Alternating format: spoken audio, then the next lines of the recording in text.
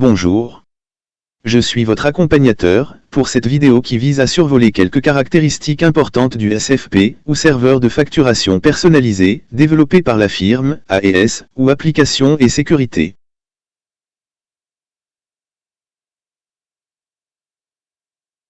L'objectif de cette application consiste à vous faciliter une création rapide et précise de vos factures sur les produits, les services, ou les abonnements que vous pourrez offrir à vos clients, ainsi que la création des bons de travail ou prise de rendez-vous, la création de devis ou estimations, d'apparence professionnelle, qui seront destinés à vos clients. De plus, vous bénéficierez d'un programme de fidélité intégré à cette application, qui peut devenir un puissant outil de rétention et d'acquisition de clientèle supplémentaire pour vos affaires. Ceci est une application de facturation qui peut être hébergée à partir d'un serveur physique ou machine virtuelle dans un système Windows, Macintosh ou Linux, qui vous sera fourni ou qui vous appartient déjà. Vous pourrez donc accéder à cette application sur votre poste de travail, sur un réseau local ou un réseau distant, à partir d'un nom de domaine si désiré. Dans tous les cas, vous aurez l'avantage de bénéficier d'un contrôle total, avec une meilleure sécurité et confidentialité de vos données d'affaires.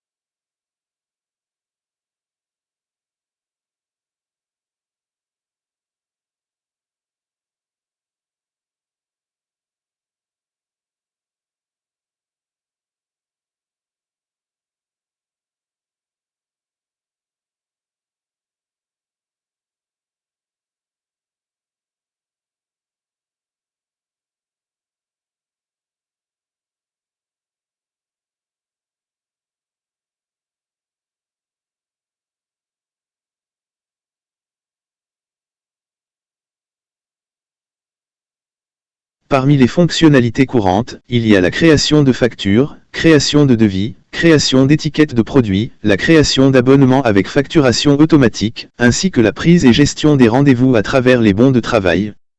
Ces rendez-vous pourront être visualisés à travers un calendrier en vue mensuelle, hebdomadaire, quotidienne et annuelle.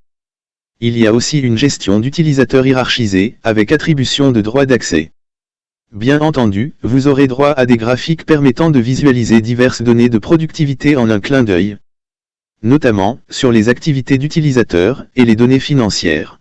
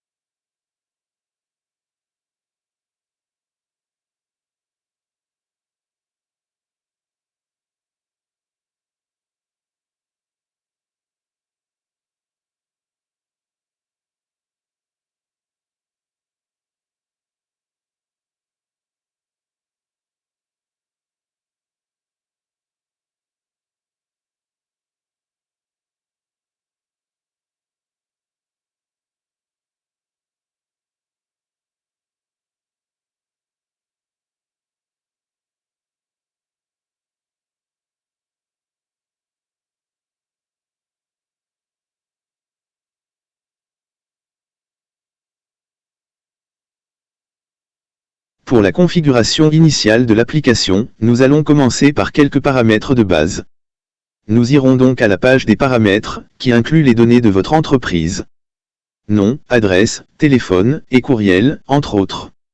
Ensuite, il faudra définir la langue de l'application qui peut être en mode unilingue ou en mode bilingue, ceci inclut le français et l'anglais. Puis viendra le choix de région d'affaires applicable, identifié par votre pays, province ou État, ainsi que les taxes et signes de devise applicables pour votre région.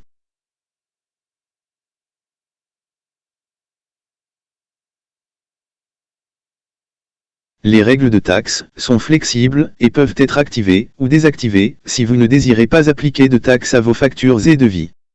Vous pourrez aussi appliquer n'importe quel signe de devise au niveau de l'application et les documents qui seront produits.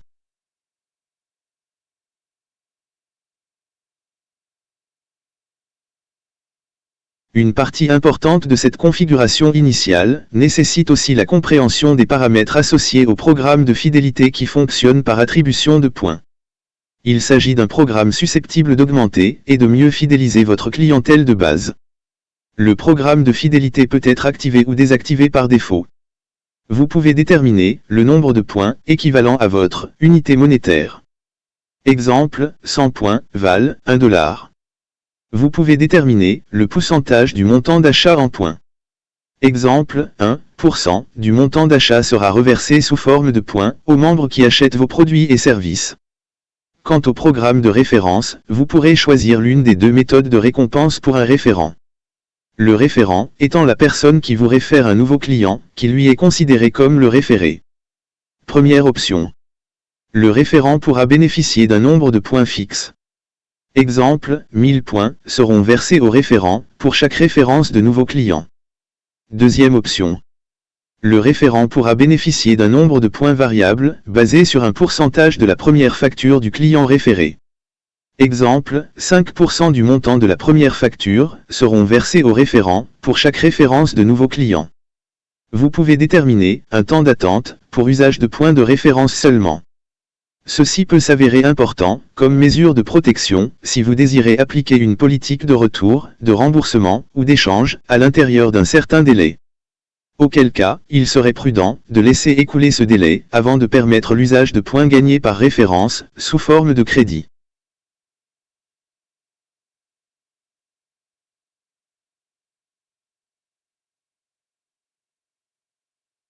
Par la suite, vous pourrez modifier l'apparence de vos factures et devis en modifiant le code HTML qui est associé aux factures et devis de version française ou anglaise.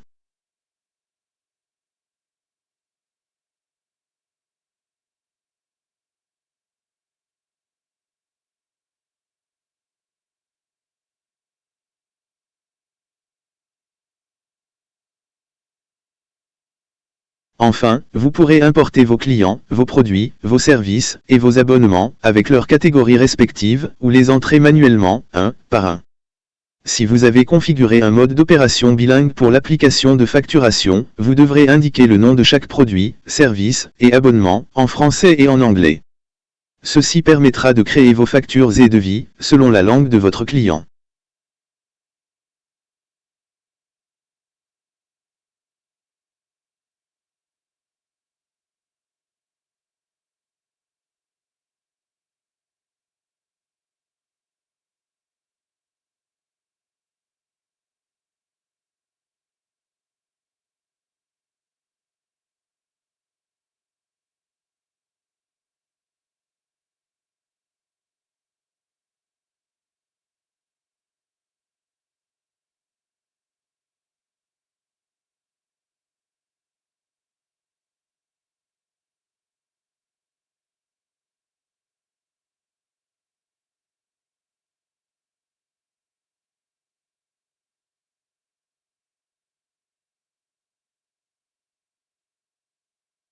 Vous remarquerez qu'il y a aussi une possibilité d'exporter vos données sur la plupart des pages.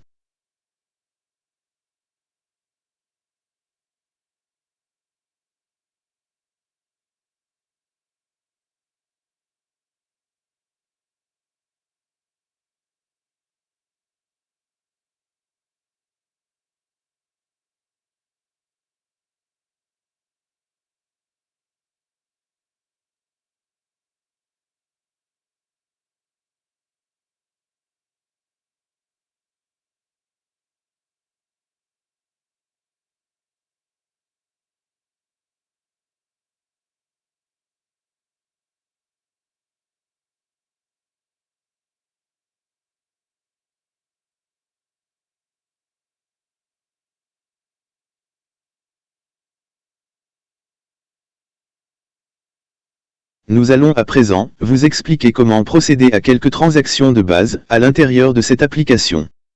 Pour la plupart des opérations, il faut d'abord se rendre à la page des clients. Avant d'effectuer une transaction, telle qu'une création de facture pour un client, il est important de toujours commencer par vérifier si le client existe déjà dans la base de données. On peut donc effectuer une recherche rapide sur certains champs assistés par autosuggestion, tels que nom du contact, téléphone principal ou secondaire du contact, nom de l'entreprise, adresse du client ou courriel du client. Si aucun enregistrement du client n'est trouvé lors d'une telle recherche, on procède donc à la création d'un nouvel enregistrement de client en cliquant sur Ajouter. La page de création d'un nouveau client ne possède que deux champs obligatoires à compléter, soit nom de contact et téléphone principal. Si le nouveau client n'a pas de numéro de téléphone à fournir, on peut simplement inscrire des zéros au champ du téléphone principal.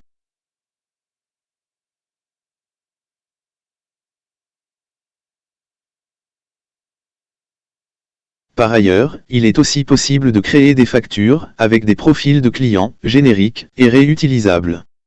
Les clients génériques se trouvent à la partie supérieure de la page de création de factures et peuvent être utilisés si vous ne jugez pas utile d'identifier vos clients dans la vente de vos produits et services.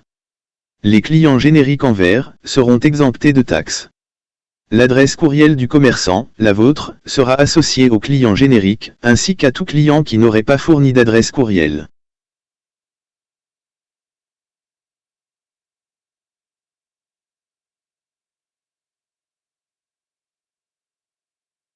Nous allons à présent procéder à la création d'un nouveau client référé, pour qui nous allons créer une première facture. Prendre note que la facture de chaque client est émise selon sa langue, qui est indiquée à son profil.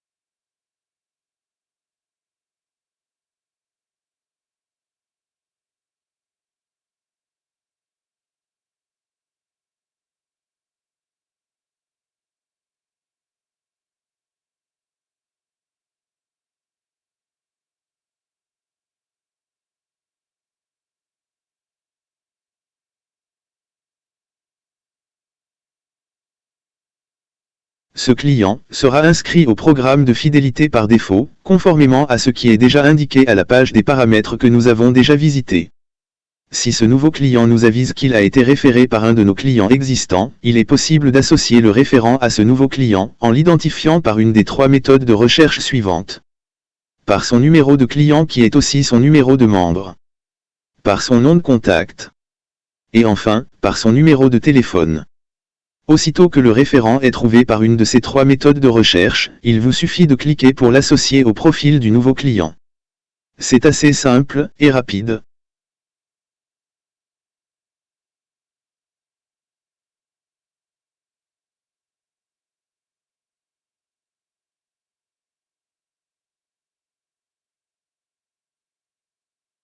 Nous allons aussi voir ce que dit le rapport de référence pour membres de fidélité sur cet ajout de client.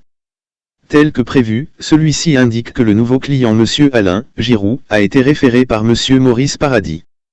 Toutefois, le nouveau client, Alain Giroux, n'a encore rien commandé, car il n'existe encore aucune facture pour lui. Donc il n'existe encore aucun point gagné par référence, pour Monsieur Maurice Paradis. Nous allons donc maintenant créer une facture pour Alain Giroux. 514 765 4321. Langue de facture, français. Référé par Maurice Paradis, client numéro 49.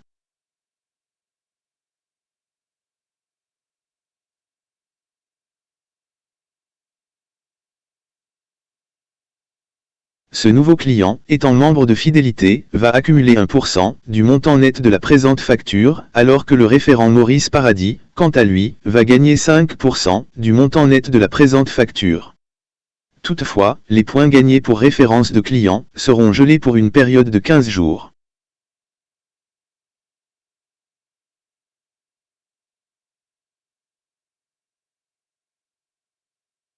En créant une facture, ou un devis, il existe deux méthodes, qui sont simples et rapides pour ajouter des objets. Tous les produits, services, et abonnements sont déjà associés à une catégorie dans ce système. Les couleurs rouge, jaune, ou vert, ne sont qu'un indicateur de quantité de produits en stock. Méthode 1. On peut donc, préalablement, sélectionner une catégorie, qui permettra ensuite de réduire la liste d'objets, aux objets faisant partie de cette catégorie, puis de sélectionner un objet spécifique de cette liste déjà restreinte. Méthode 2. On peut avoir recours à l'autosuggestion, juste en tapant quelques lettres au champ du nom de produit ou service, afin de trouver un objet désiré, et le sélectionner en cliquant dessus.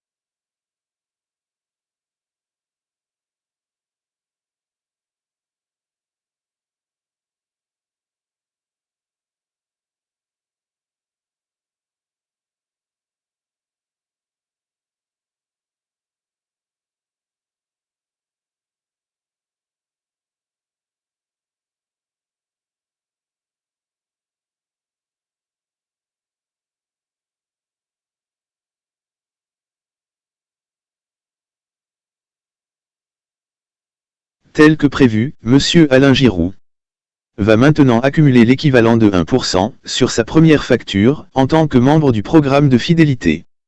Soit un total de 1949 points.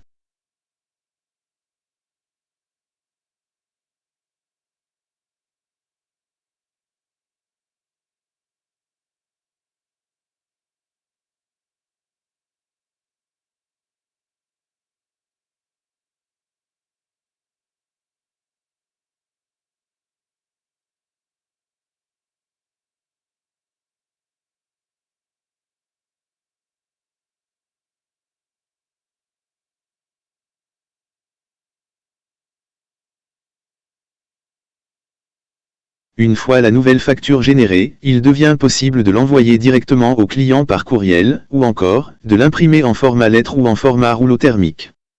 Le processus est similaire, pour la création des devis. Il est optionnellement possible, de faire apparaître le nom, ainsi que le numéro de client du référent, seulement sur la première facture du client référé, comme vous pouvez le constater sur cette démonstration. Il s'agit d'une option, qui est disponible au code de facture, via des tags HTML.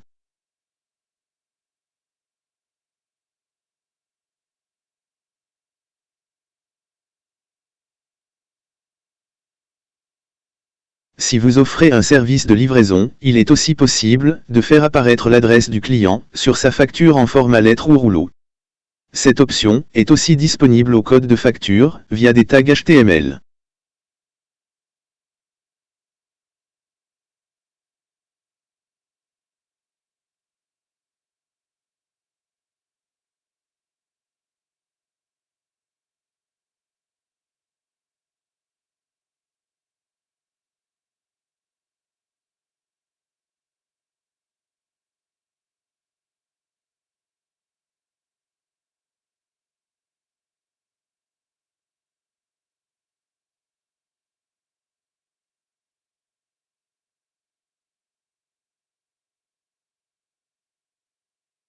Ceci conclut la création de première facture du nouveau client.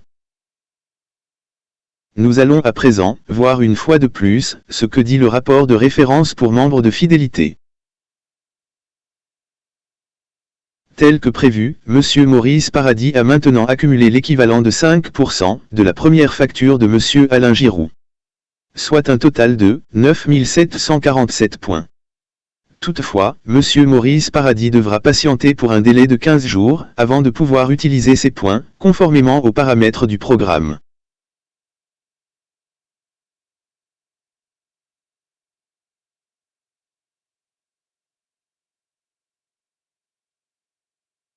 Nous allons à présent créer une deuxième facture pour notre nouveau client, Monsieur Alain Giroux. Cette facture inclura aussi un abonnement qui va débuter le 9 mars 2023 et sera par la suite automatiquement facturé par le système.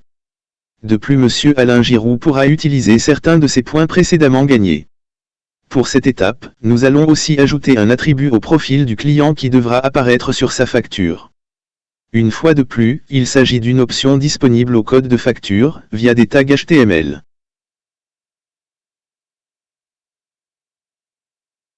« 2017 Nissan Sentra ».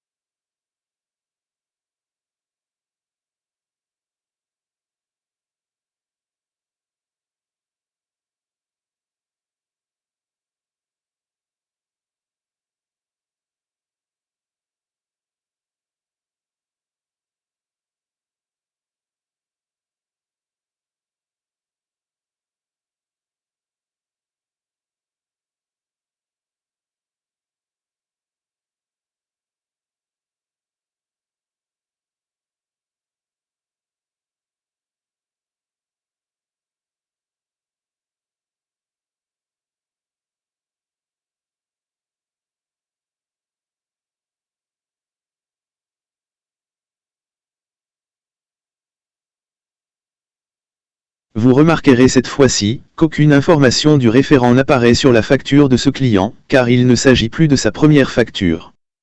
Toutefois, la valeur des points de membre cumulés par ce client, ainsi que le nouvel attribut, s'affiche correctement.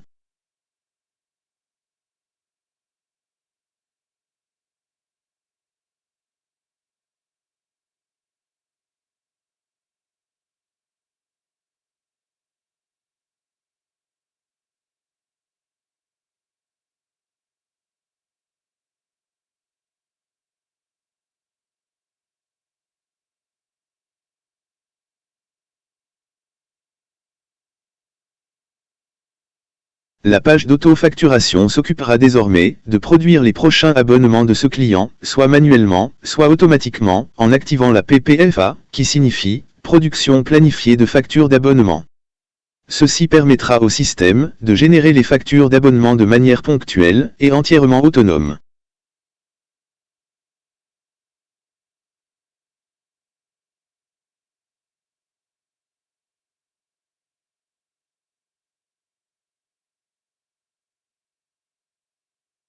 Pour conclure notre présentation d'aujourd'hui, nous allons effectuer une prise de rendez-vous avec Monsieur Alain Giroux, puis créer son devis qui est aussi appelé estimation.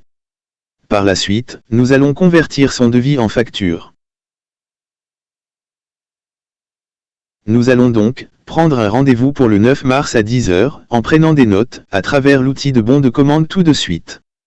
Puis, nous allons pouvoir visualiser ce rendez-vous avec les notes prises, à travers un calendrier.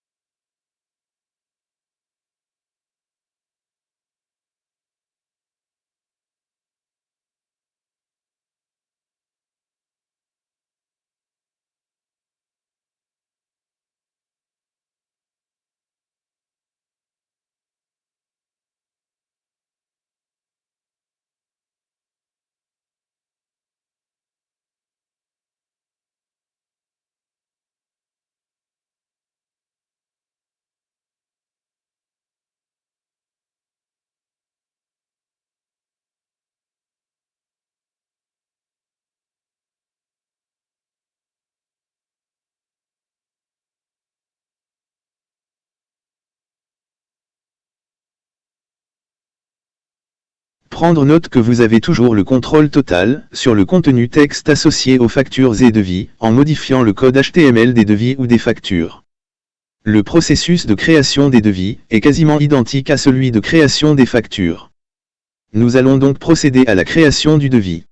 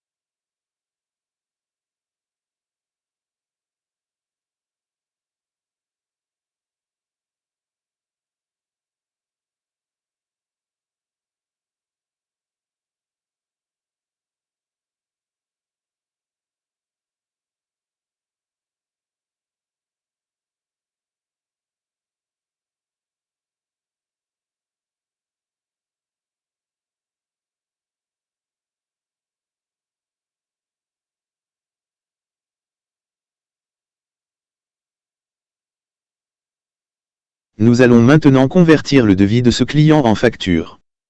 Ceci conclut notre présentation de ce jour.